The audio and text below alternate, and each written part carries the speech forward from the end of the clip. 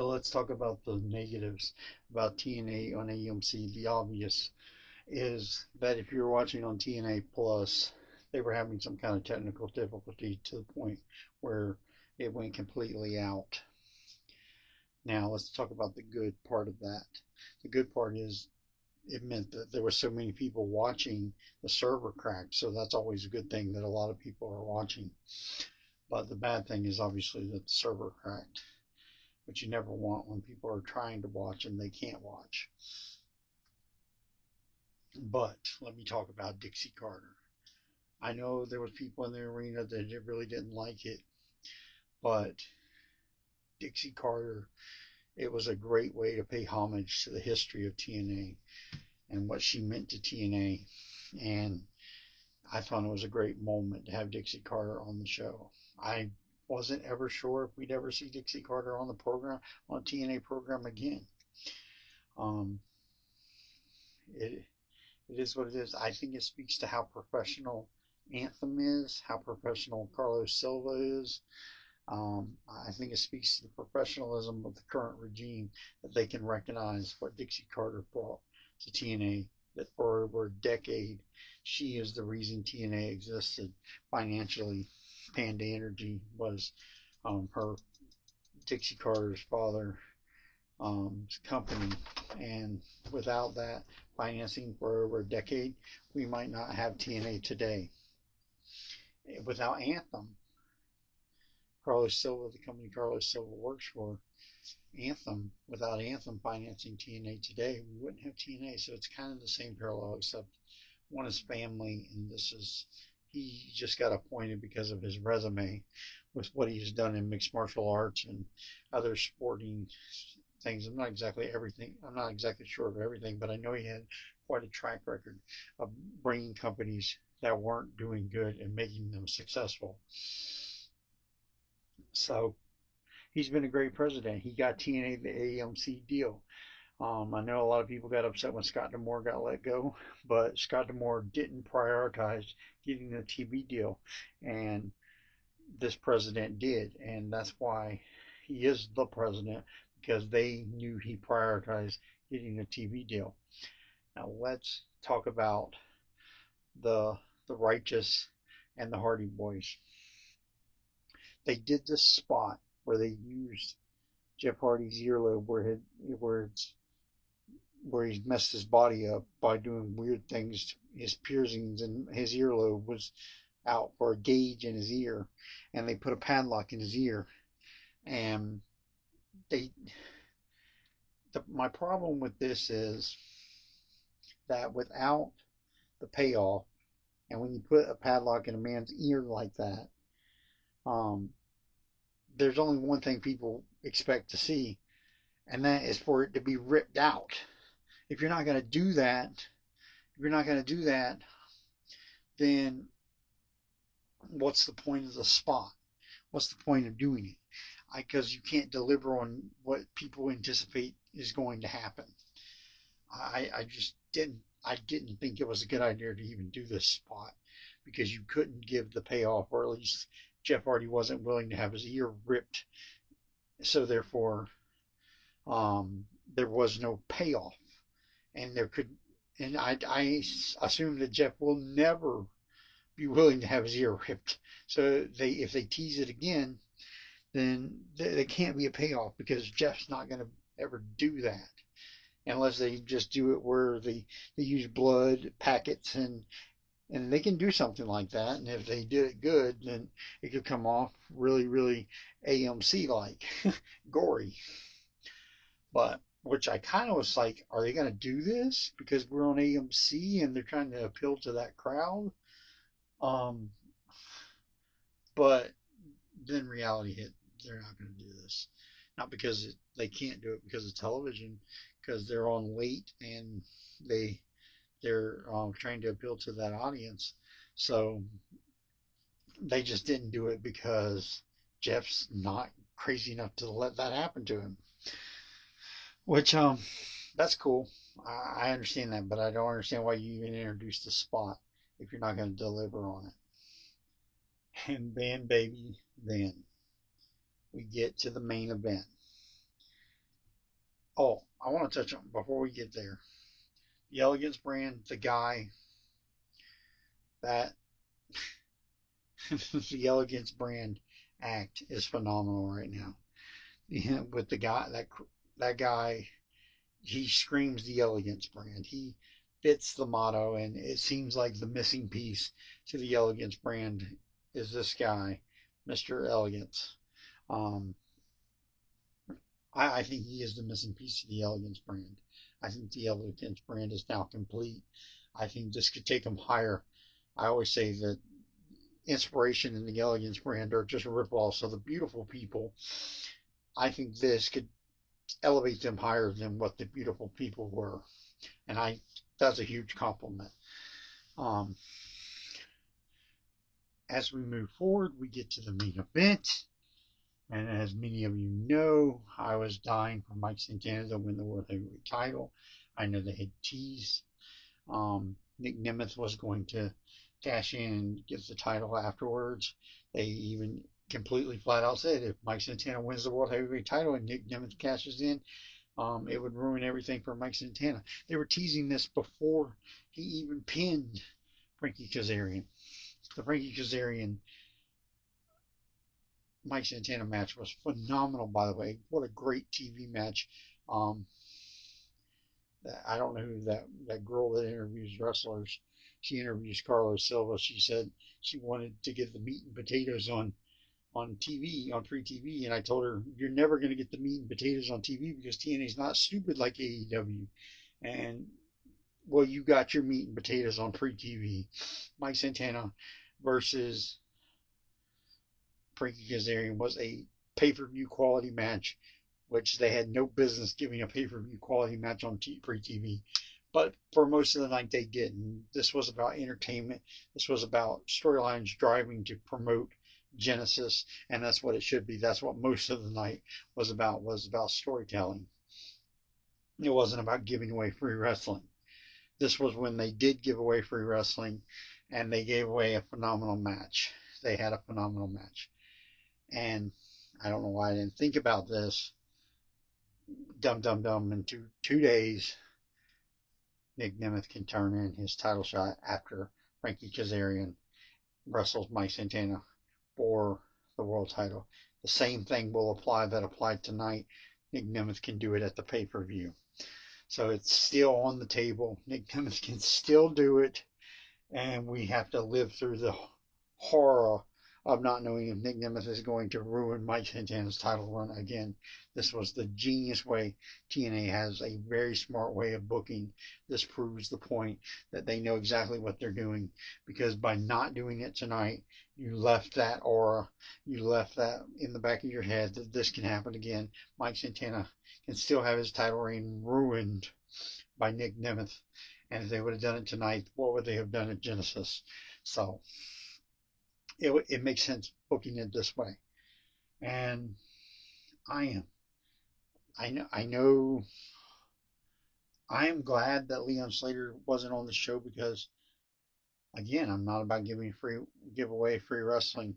I'm glad that we got what we got.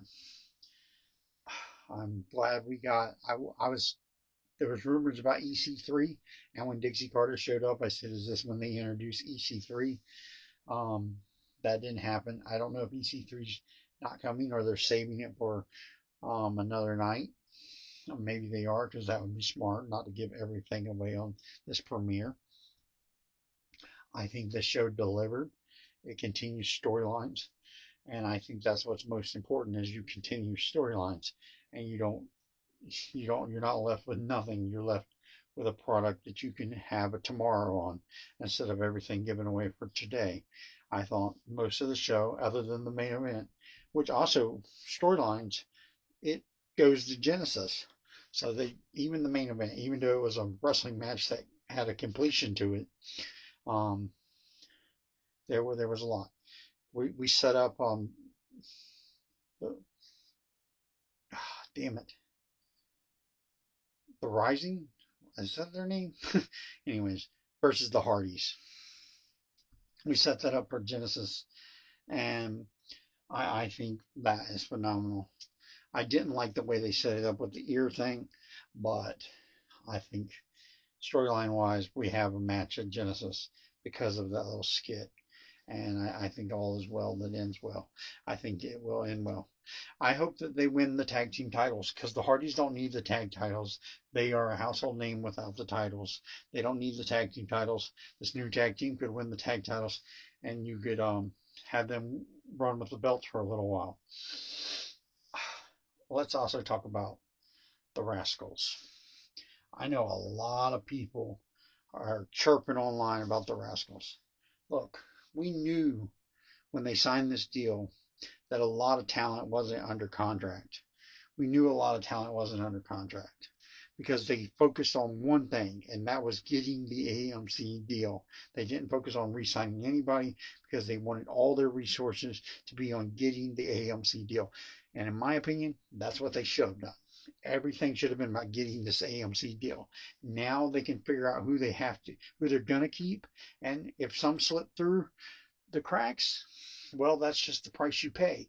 But I don't think it's that much of a price because in exchange for still being on Access TV, it's a price worth paying. It's a price worth paying because I'd rather them lose the Rascals and not be on Access and be on AMC than the alternative, which is being on Access and not be. You get my point. I think getting on AMC is priority number one. Getting on a mainstream network, and this is the same network that had the Breaking Bad. And did you see the trailers for the shows that they were advertising? These are shows like I want to watch that. I had no idea about these shows that they were advertising these shows, and I'm thinking, man, I really want to see these shows. So I probably am going to watch some of these shows on AMC.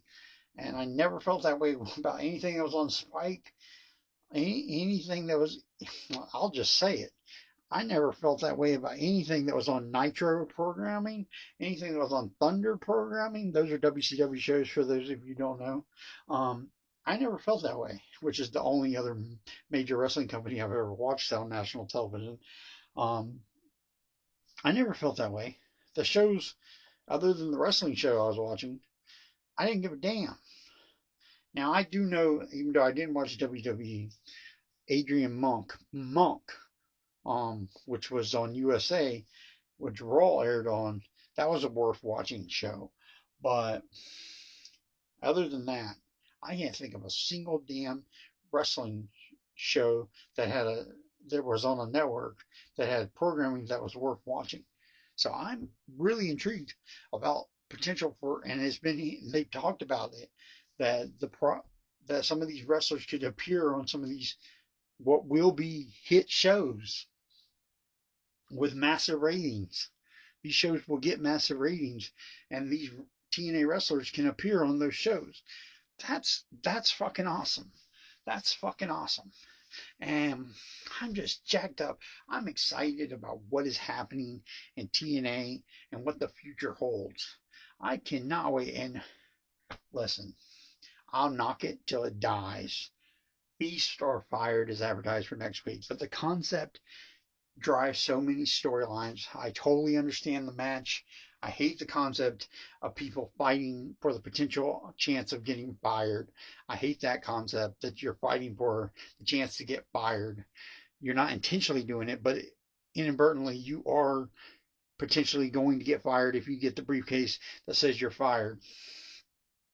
But it sets up so many storylines. One, you get rid of somebody that you don't want, and then you give away multiple title shots to set up multiple storylines. So the match from a storyline perspective is a great way to continue the build, and you understand why they're doing it right now with the new AMC deal with new wrestlers and old wrestlers that they're re-signing and new talents that they're bringing in.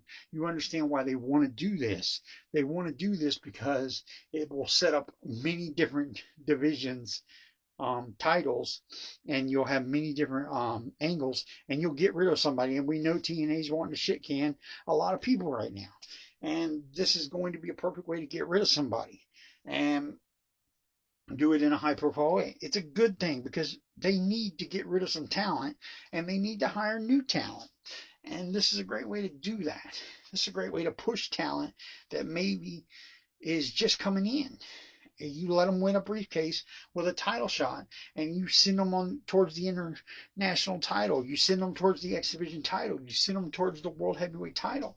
There's tons of potential in this Feaster fired concept, and it's an old concept in TNA, and I don't like it because I don't like people fighting for the opportunity to get fired. But from a storyline perspective, it makes so much sense. It's really makes sense from a storyline perspective, and you understand why they would want to use this match because for one, it gets rid of somebody you don't like, you want to get rid of, and it opens the door in three or four. I think it's I don't know how many briefcases there are.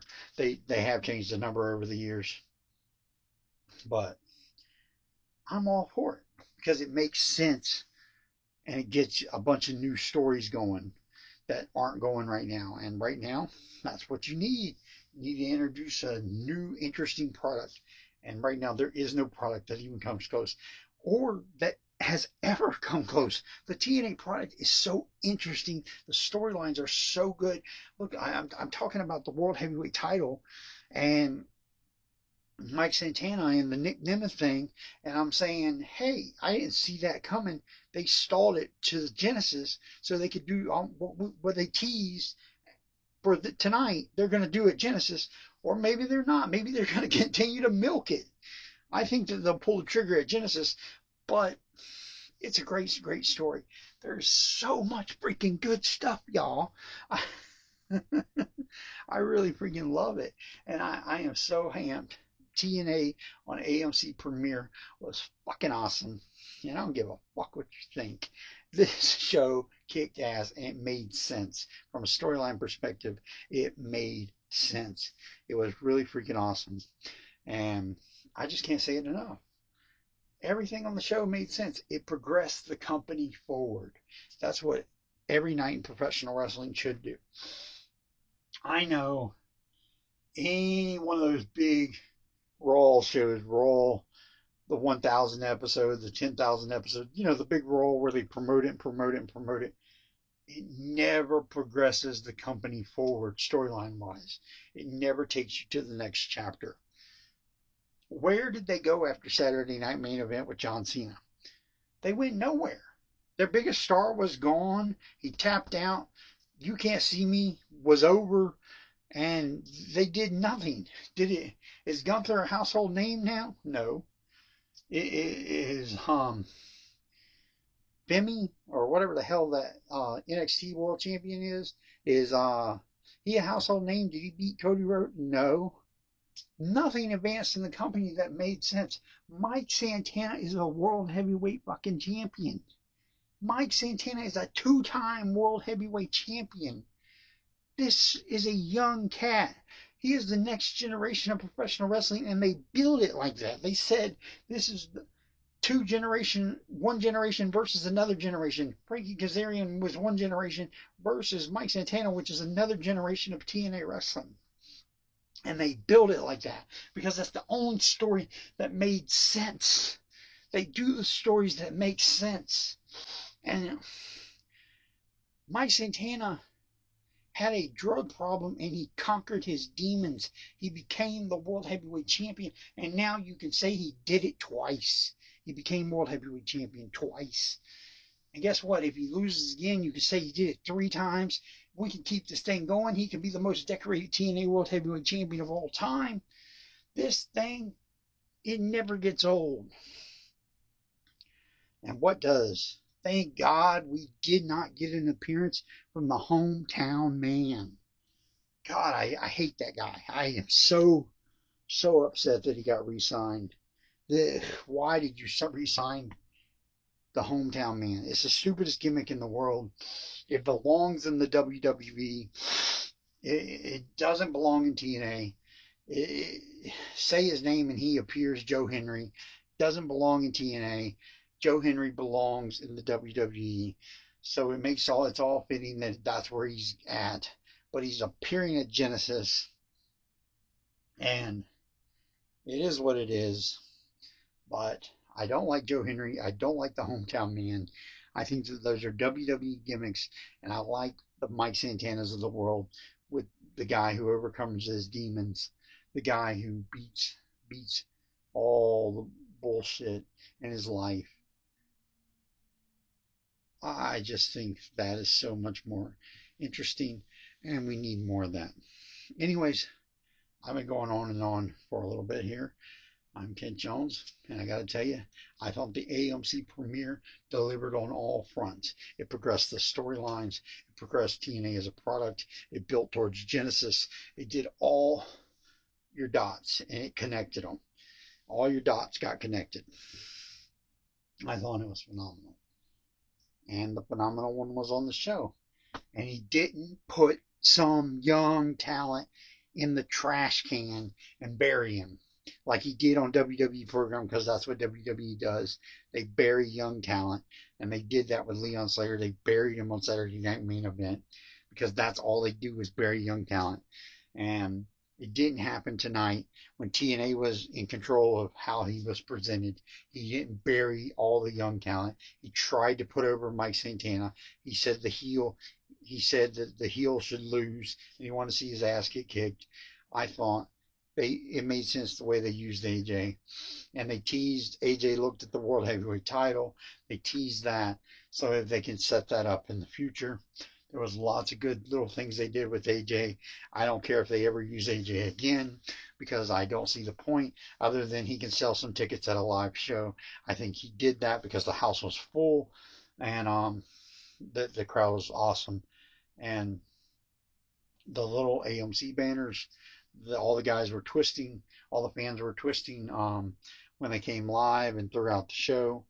I thought that was great. And the stupid influencer that they had on the show that nobody liked. They used him in the perfect way to make people hate the Elegance brand and get heat on the Elegance brand.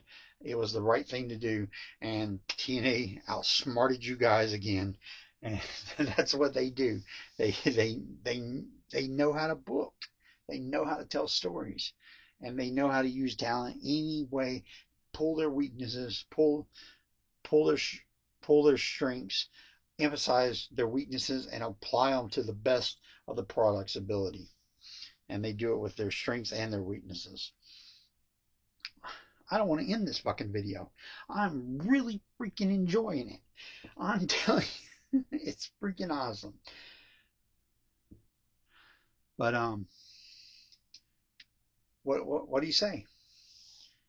It we're I'm gonna have a hard time not reading the spoilers that are coming out for the Feast or Fired because I want to know where they're going with all these stories.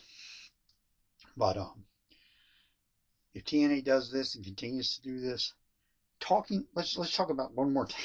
Probably more than one more thing, but let's talk about this. Talking segments always produce ratings, and there was a lot of talking on this show. And I know a lot of people are going to give it flack because they want their meat and potatoes, as it's been said. They want their meat and potatoes, but they don't understand that that's what doesn't get ratings. If you don't believe it doesn't get ratings, just look at AEW. That show's been on the air for God knows how many years now, and they're on 2 hours on. They've had Rampage, they've had Dynamite, they've had Collision, and none of the shows draw ratings. They have yet to do the ratings that TNA did on Spike TV. They have yet to do the ratings that TNA did on Spike TV. And that's because they suck.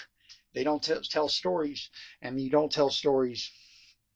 And I think Matt Hardy said this on one of his interviews.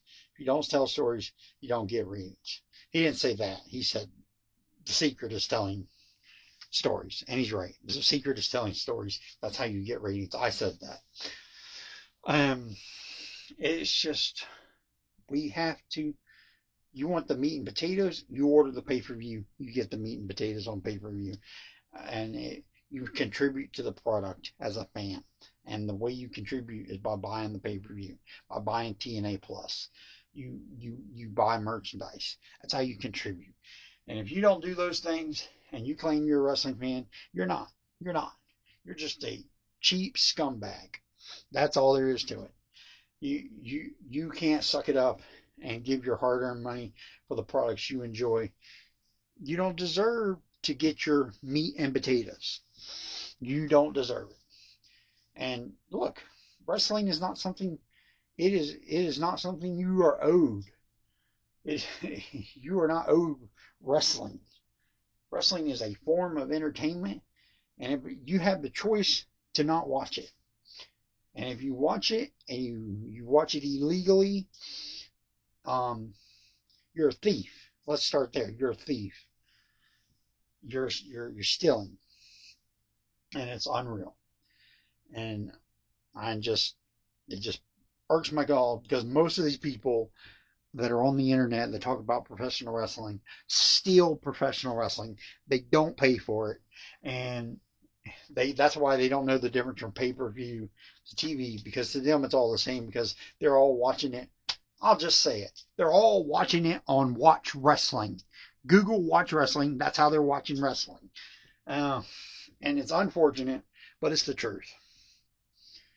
And that's how they're watching their wrestling, on Watch Wrestling. Google that shit. There's like 20 different websites for professional wrestling. It's bullshit. It's people that don't appreciate the product. Look, I don't bootleg WWE pay-per-views because guess what? I don't support the product, but I don't watch the product illegally because I'm not a thief. A lot of these people that support professional wrestling or don't support professional wrestling but claim they do, they get online and act like they do, they're thieves.